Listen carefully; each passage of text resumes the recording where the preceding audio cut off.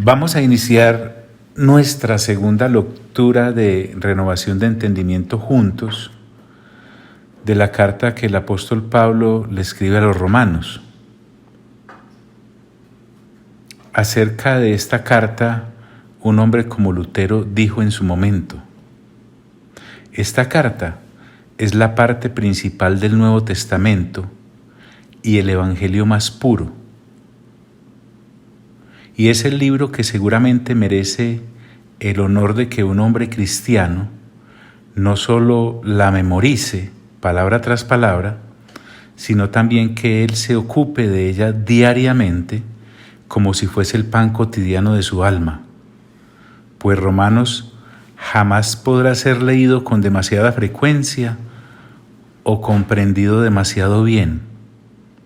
Mientras más usemos esta carta, más deliciosa se vuelve y más nos gustará. Eso dijo el hombre. Y un pensador, William Greathouse, ha dicho: lo que el Evangelio es, lo que el contenido de la fe cristiana es, eso uno lo aprende en la epístola a los romanos como en ningún otro lugar del Nuevo Testamento. Hay muchas opiniones similares a las anteriores. Vamos a leer solo esas dos. Se cree que se escribió en Corinto y parece ser que Febe, una diaconisa, fue la que entregó la carta, basados en lo que dice Romanos 16, versículo 1 y 2, cuando Pablo dice: les encomiendo a nuestra hermana Febe, quien es diaconisa de la iglesia en Cencrea. Recíbanla en el Señor como digna de honra en el pueblo de Dios. Ayúdenla en todo lo que necesite, porque ella ha sido de ayuda para muchos, especialmente para mí. De paso que sirva para entender el lugar que para el apóstol Pablo ocupa la mujer en el cuerpo de Cristo, la mujer cristiana con mente renovada, y sacarnos de la cabeza de una vez por todas los falsos conceptos que acerca del concepto de Pablo sobre la mujer se han percibido por una mala lectura de sus escritos y por una mala lectura de la palabra de Dios.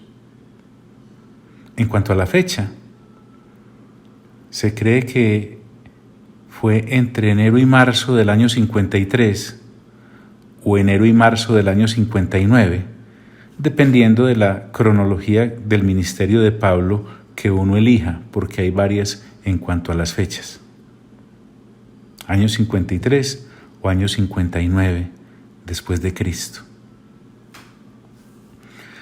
Vamos al grano. El versículo 1 comienza diciendo: Pablo, siervo de Jesucristo.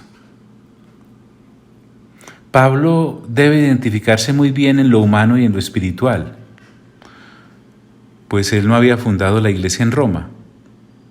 Por eso va a dejar bien en claro, desde el saludo, quién es y qué hace para Dios y para la obra de Dios. Por eso comienza diciéndoles: Pablo, siervo de Jesucristo. La palabra siervo, como lo hemos visto en otras ocasiones, se refiere al esclavo como tal, al siervo que no tiene derechos. Le pertenece completamente a su amo. Y nos cuenta cuál es su amo cuando dice siervo de Jesucristo. Tiene un amo, lo dice con honor. Este amo, él tiene la obligación, Pablo, de responderle a él y de depender de él. Nuevamente, Greathouse nos dice con respecto a este principio de la carta: cuando Pablo dice siervo, es mucho más que una expresión de humildad.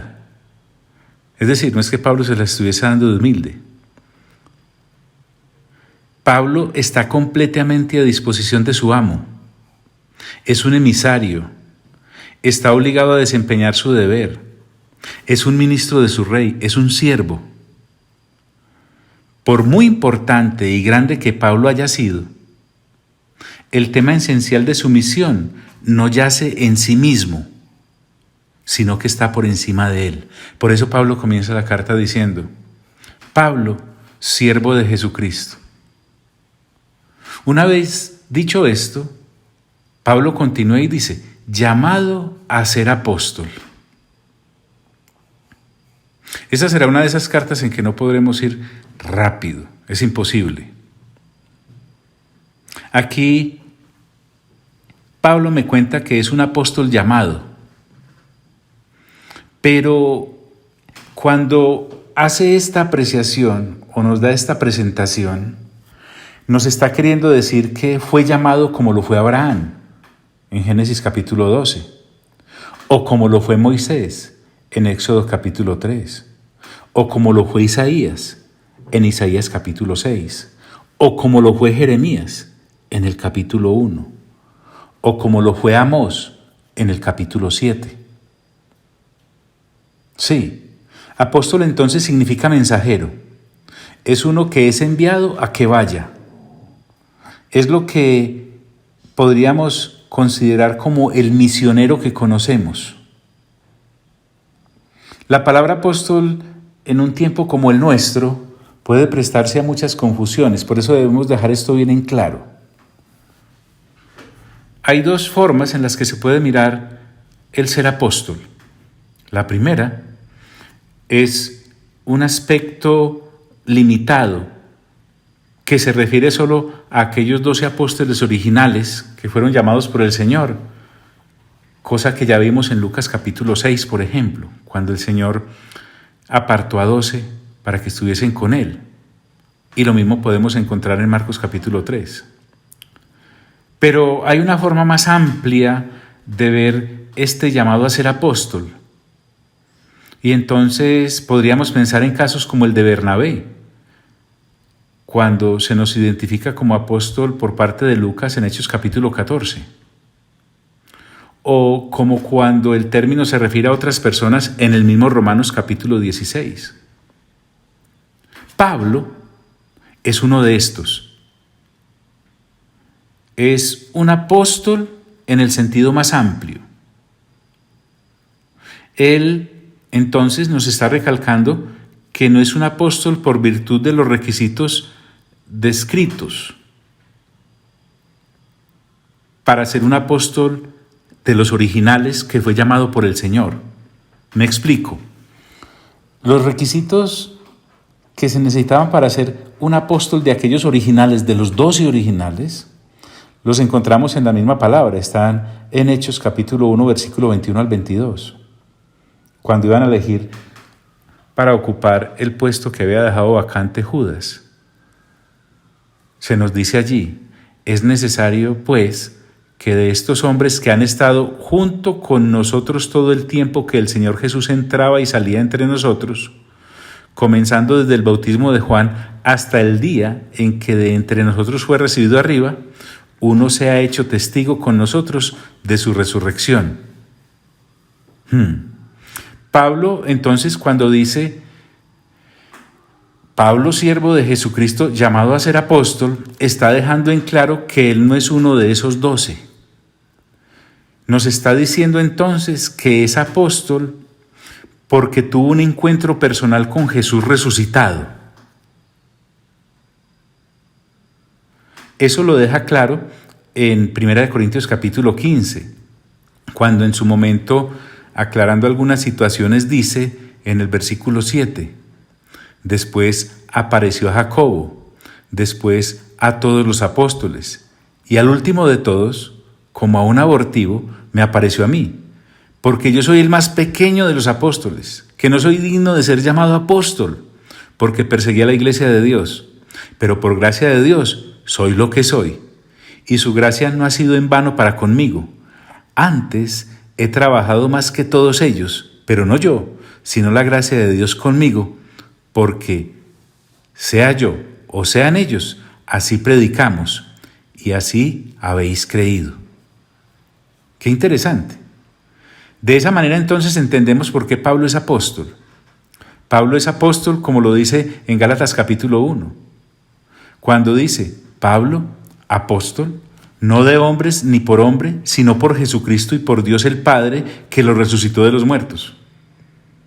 Y él nos dice en el mismo capítulo 1, en el versículo 15 al 16, pero cuando agradó a Dios, que me apartó desde el vientre de mi madre y me llamó por su gracia, revelar a su Hijo en mí, para que yo lo predicase entre los gentiles, no consulté enseguida con carne y sangre. A eso se refiere Pablo cuando dice llamado a ser apóstol. Entonces aquí tenemos que Pablo es apóstol en virtud de un llamamiento. Así se le identifica a él a los romanos, a quienes les está dirigiendo esta carta, una iglesia que él no fundó. Y entonces dice, Pablo, siervo de Jesucristo, llamado a ser apóstol. Y miren qué interesante, apartado para el evangelio de Dios. La cosa entonces, para los de Roma, tenía que ser clara. Este apartado es que fue que Dios lo apartó para el evangelio. Esto es muy interesante. Para el evangelio de Dios. ¿Y qué es el evangelio de Dios? Pensemos que es la proclamación de la victoria y la exaltación de su Hijo. Estamos hablando de que el Padre, a través del evangelio, exalta a su Hijo, a Jesucristo.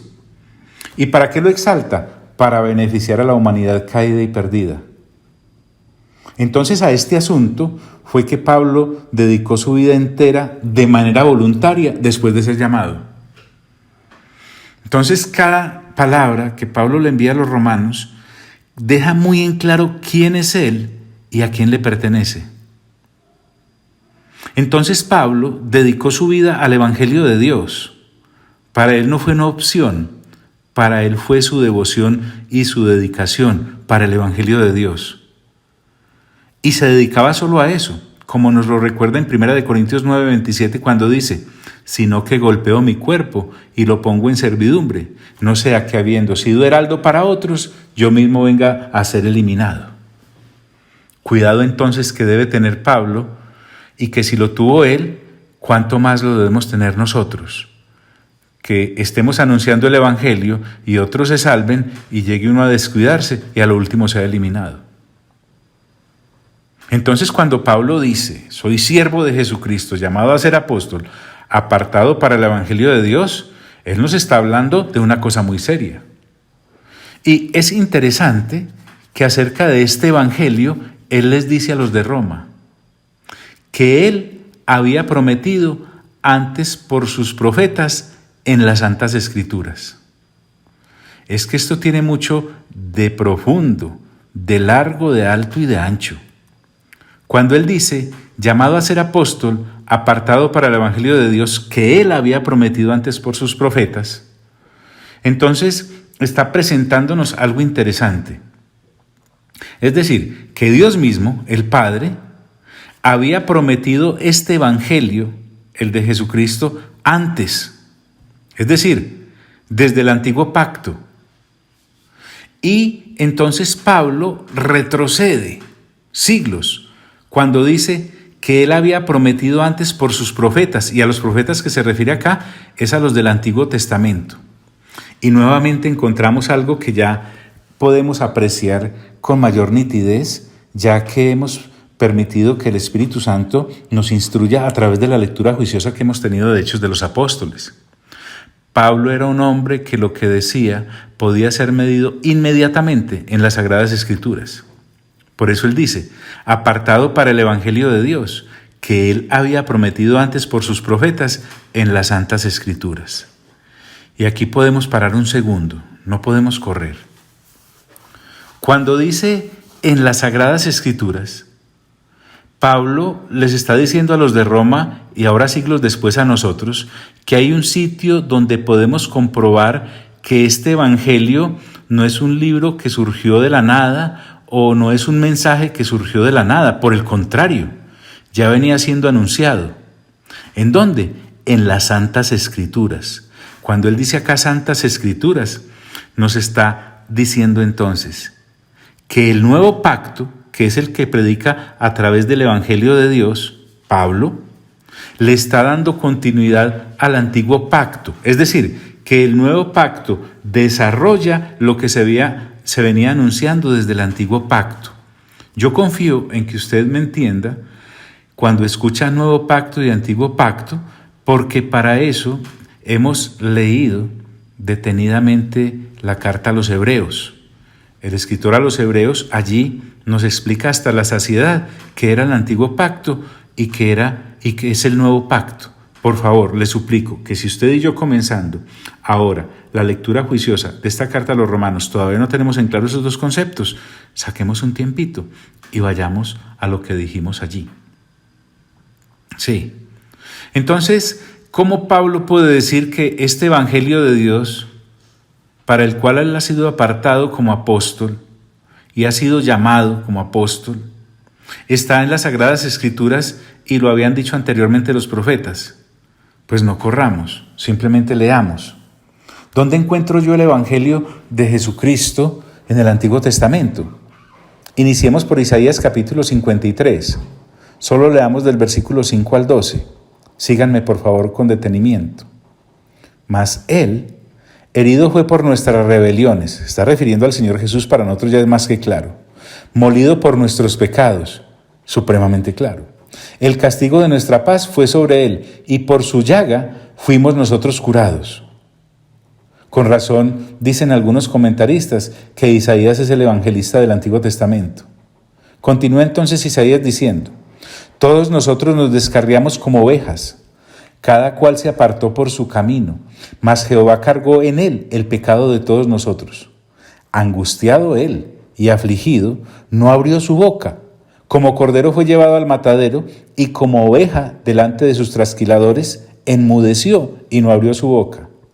Por cárcel y por juicio fue quitado, y su generación, ¿quién la contará? Porque fue cortado de la tierra de los vivientes, y por la rebelión de mi pueblo fue herido, y se dispuso con los impíos su sepultura, mas con los ricos en su muerte. Nunca, miren, créanme, cuando leamos Isaías 53, pensemos que estamos hablando de algo escrito 400 o 500 años antes de que usted y yo tuviésemos acceso a conocer lo que iba a ser el Nuevo Testamento. Capítulos finales del Evangelio de Mateo, el Evangelio de Marcos, el Evangelio de Lucas y el Evangelio de Juan estaban ya plasmados en las Sagradas Escrituras en el Antiguo Testamento. Entonces, cuando dice, por cárcel y por juicio fue quitado, y su generación, ¿quién la contará?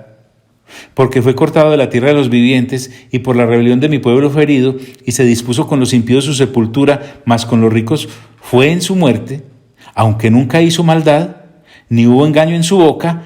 Es como si estuviéramos viendo un calco, colocando exactamente las mismas palabras en los evangelistas. Continúo con Isaías. Con todo eso, Jehová quiso quebrantarlo, sujetándolo a padecimiento. Cuando haya puesto su vida en expiación por el pecado, verá linaje, vivirá por las gordías, y la voluntad de Jehová será en su mano prosperada. Verá el fruto de la aflicción de su alma y quedará satisfecho. Por su conocimiento justificará mi siervo justo a muchos y llevará las iniquidades de ellos. Por tanto, yo le daré parte con los grandes, y con los fuertes repartirá despojos, por cuanto derramó su vida hasta la muerte y fue contado con los pecadores, habiendo él llevado el pecado de muchos y orado por sus transgresores. No puedo quedarme mucho ahí. Mejor continúo. ¿Dónde más, John, encontraríamos en las Santas Escrituras, en el Antiguo Testamento, acerca de este Evangelio? En Salmos, en el capítulo 16, del versículo 8 al 10. ¿Qué tal si yo le leyera a usted esto sin decirle que está en Salmos? Solo imagínese esto. A Jehová he puesto siempre delante de mí, porque está a mi diestra, no seré conmovido. Se alegró por tanto mi corazón y se gozó mi alma. Mi carne también reposará confiadamente, porque no dejarás mi alma en el Seol, ni permitirás que tu santo vea corrupción. Así como en Isaías vemos todos los sufrimientos del Señor Jesús en la cruz del Calvario, aquí en Salmos estamos mirando la promesa de su resurrección. Y en un libro como Oseas, que tal vez nosotros no tenemos muy a la mano, en el capítulo 6, versículo 2, habla de manera latente sobre la resurrección. Mire qué interesante este versículo. Nos dará vida después de 2 días. En el tercer día nos resucitará y viviremos delante de Él. Entonces, cuando Pablo dice, cuando le escribe él a esta gente en Roma, Pablo, siervo de Jesucristo, llamado a ser apóstol, apartado para el Evangelio de Dios, que él había prometido antes por sus profetas en las Santas Escrituras. Y aquí viene el quid, el meollo, el ombligo del asunto. ¿De qué se trata el Evangelio?, me preguntaría usted, John. Pues Pablo ya lo respondió: acerca de su Hijo. Escuche bien, Jesús, el Hijo de Dios, es el único centro del Evangelio que debemos creer y proclamar. Pablo no estaba obnubilado por las luces de las añadiduras o las marquesinas de la fama. Pablo sabía muy bien que estaba transmitiendo, cosa que parece haberse diluido y se ha vuelto oscura en el lenguaje de algunos predicadores de añadiduras que han perdido el norte y escasamente hablan de Jesucristo como un punto de referencia y no como el centro del Evangelio. Sí, es claro él en cada uno de sus escritos, Pablo. En 2 Corintios 1, 19 al 20, Pablo dice: porque el Hijo de Dios, Jesucristo, que entre vosotros ha sido predicado por nosotros, por mí, Silvano y Timoteo, no ha sido sí y no, mas ha sido sí en él, porque todas las promesas de Dios son en él sí y en él amén, por medio de nosotros, para la gloria de Dios. Más claro queda en 2 Corintios capítulo 5, versículo 18 al 19, cuando dice: y todo esto proviene de Dios, quien nos reconcilió consigo mismo por Cristo y nos dio el ministerio de la reconciliación. Escuche bien, que Dios estaba en Cristo reconciliando consigo al mundo, no tomándoles en cuenta a los hombres sus pecados, y nos encargó a nosotros la palabra de la reconciliación. Cristo, y solo Cristo Jesús, es el centro del Evangelio. Entonces, para que no quede el lector de Roma confundido, Pablo dice acerca de su Hijo, nuestro Señor Jesucristo. ¿Cómo así que nuestro Señor Jesucristo? Vuelvo y repito, nuestro dueño, nuestro amo. Es que somos de Él, hemos sido comprados. Señor, porque siempre lo ha sido, para que en el título de Señor se doble ante Él toda rodilla, como dice Filipenses. Es que Jesucristo, nuestro Señor, es el Hijo de Dios, pero es Señor nuestro. Entonces aquí es validada la vida terrenal al decirle Jesús, y validada su vida divina al decirle Cristo. Por eso se le dice Jesucristo. Me está hablando de su preexistencia, pero también de su encarnación.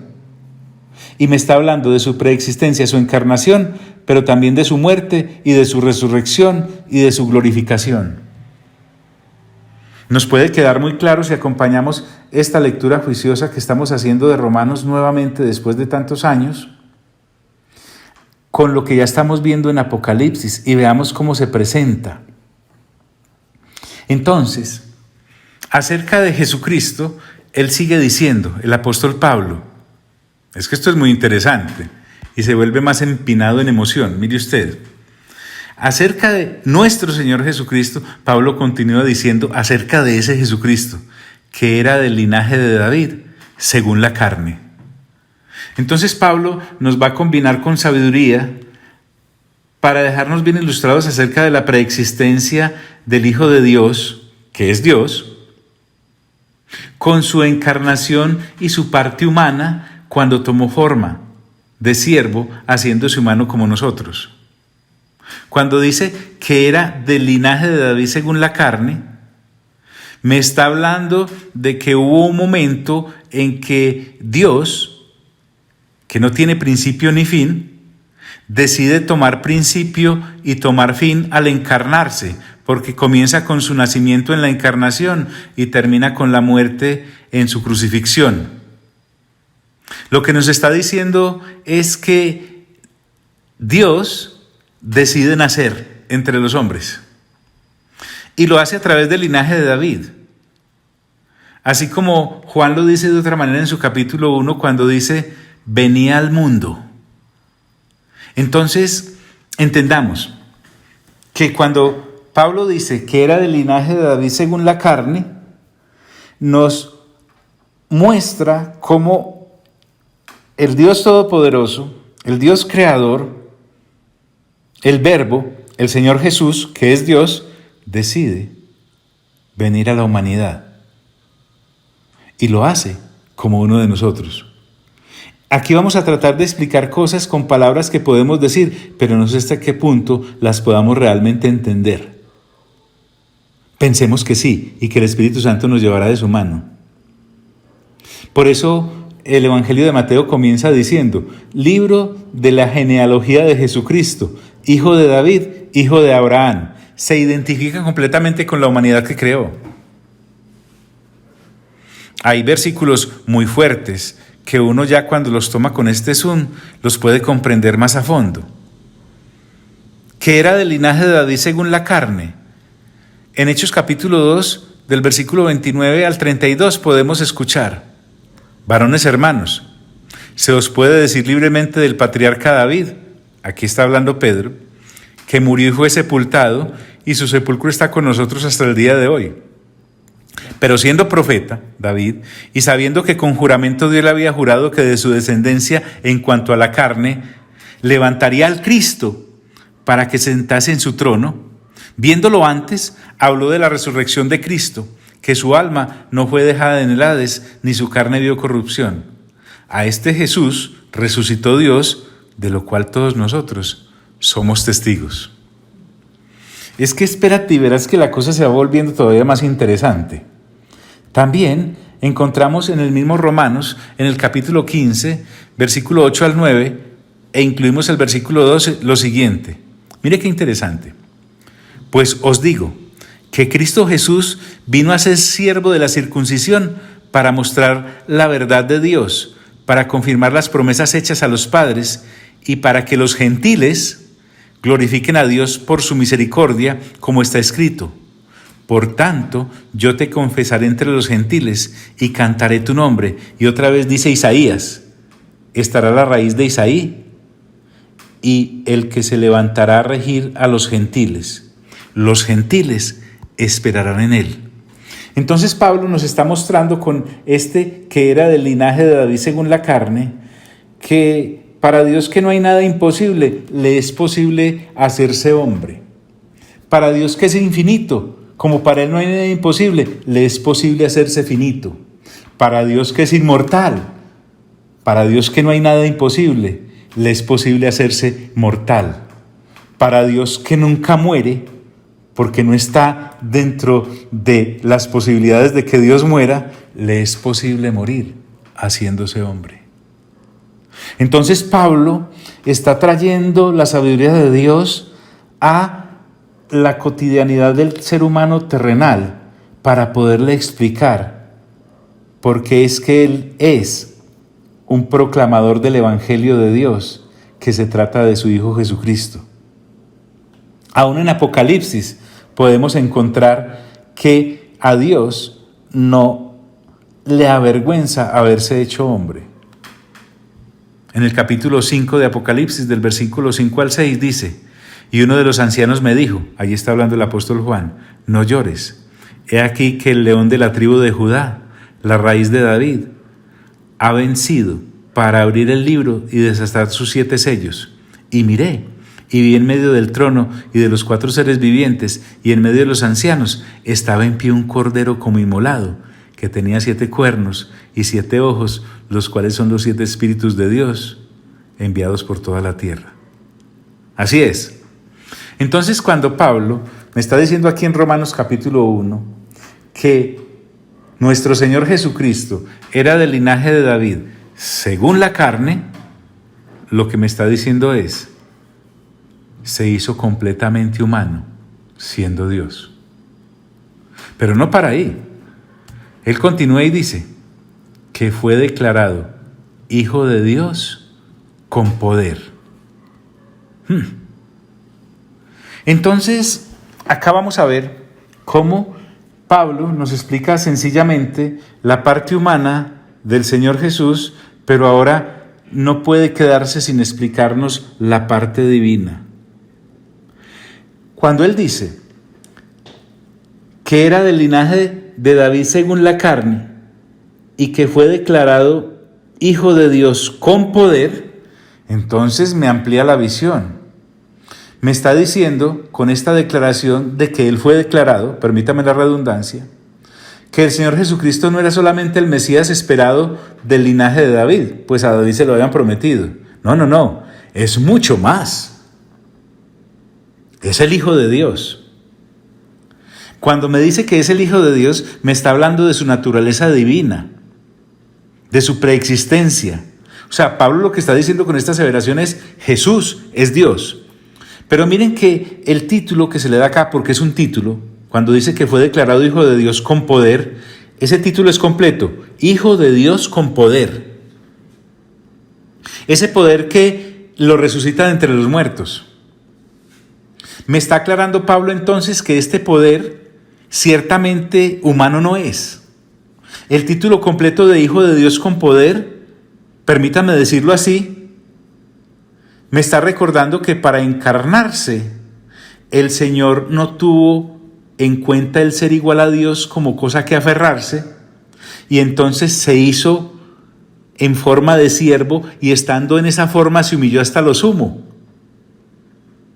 Entonces, al morir y resucitar, ahora al resucitar lo hace con poder, y ese Hijo de Dios que me está siendo presentado con poder, no es entonces haciendo referencia al que se humilló y murió hasta muerte de cruz, sino que ahora se me está mostrando como Hijo de Dios, ya no en su humillación en la cual se encarnó, sino en su resurrección, en su exaltación y en su glorificación, como siempre lo ha sido por su preexistencia. Yo te animaría a que repitamos esto varias veces y lo podamos asimilar. Lo que te quiero decir con respeto es que estamos pasando del evangelio del nacimiento que lo llevó hasta la crucifixión, y Pablo lo que está hablando ahora con los romanos es el tema de lo que el Señor Jesús nos ha traído aún después de haber resucitado y después de haber sido exaltado y ahora glorificado. Él quiere que tengamos una relación madura y no sencillamente del evangelio que me muestra cómo he sido salvo gracias a la obra del Señor Jesús, sino que ahora Pablo me quiere explicar para qué fue que me salvó. Quiere que avancemos. Entonces, nuestro Señor Jesucristo, que era del linaje de David según la carne y que fue declarado Hijo de Dios con poder, según el Espíritu de Santidad. Entonces mira cómo en escasos 4 versículos el apóstol Pablo ya ha involucrado al Dios Padre, ya ha involucrado al Dios Hijo y ahora involucra al Dios Espíritu Santo. Recordemos que el asunto ha sido ratificado por el Espíritu Santo, que es Dios. Pensemos y verá. El Espíritu Santo le ha dado un cuerpo humano al Señor Jesús en el vientre de María. Y ahora es el mismo Espíritu Santo que Pablo nos muestra que lo ha levantado de entre los muertos. Ahora, John, venga, le pregunto, ¿Jesús pudo hacerlo de manera autónoma? Es decir, haberse encarnado él mismo y haber resucitado él mismo. Sí, claro, Él es Dios. Pero entonces, ¿dónde quedaría la dependencia a la que Él mismo se sujetó en absoluta confianza al Padre y al Espíritu Santo al permitirse encarnar y vivir como ser humano y morir como ser humano? Lo que aquí estamos mirando es el absoluto acto de confianza que hay entre ellos tres. En tal confianza se encarnó el Señor Jesús, que recuerden, no tuvo cosa como a que aferrarse el ser igual a Dios. Él se hizo 100% hombre. Y entonces, mientras estuvo aquí en la tierra, vivió en absoluta confianza a que al hacer la voluntad del Padre, el Espíritu Santo le respaldaría y le resucitaría de entre los muertos. John, ¿pero qué es eso que me está diciendo? Sí, así como lo escucha. Es que yo sé que el Señor Jesús es Dios y Él pudo haberse autoencarnado y pudo haberse autorresucitado, pero no lo hizo. Eso es lo que Pablo me está diciendo. Pablo me está llamando entonces a que avancemos en lo que realmente el Evangelio de Jesucristo es, y es conocerlo a Él, conocer al Padre y conocer al Espíritu Santo y mirar el alto grado de confianza que hay entre ellos. Y para que se asombre, es el que también quiere que nosotros tengamos con ellos. Que fue declarado Hijo de Dios con poder, según el Espíritu de Santidad. Y aquí viene, por la resurrección de entre los muertos. Pablo supone que nosotros, permítamelo así decirlo, hemos leído los 4 evangelios hasta la saciedad. Por eso él en 4 versículos nos explica los 4 evangelios lo hacen en una cantidad de kilómetros de versículos. Él supone que ya tenemos incorporado esto a nuestra manera de pensar, de ser, de vivir y de creer. Entonces él dice que fue declarado Hijo de Dios con poder, según el Espíritu de Santidad, por la resurrección de entre los muertos.